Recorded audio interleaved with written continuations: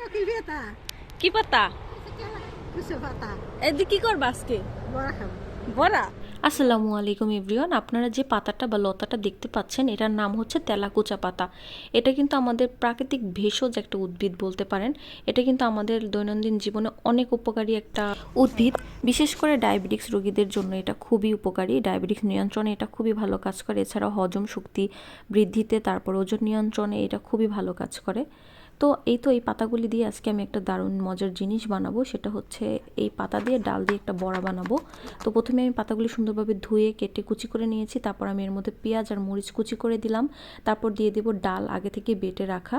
তারপর একটু কর্নফ্লাওয়ার দিয়ে দিচ্ছি। তারপর দিয়ে দেবো লবণ, হলুদ আর জিরার গুঁড়ো। বাস, তারপর সুন্দরভাবে এটাকে মেখে এভাবে করে নিব। তারপর হচ্ছে একটা কড়াইতে তেল গরম করে, যখন তেলটা গরম হয়ে আসবে একে একে এরকম গোল গোল করে বড়ার সাইজ করে এটাকে দিয়ে দিব।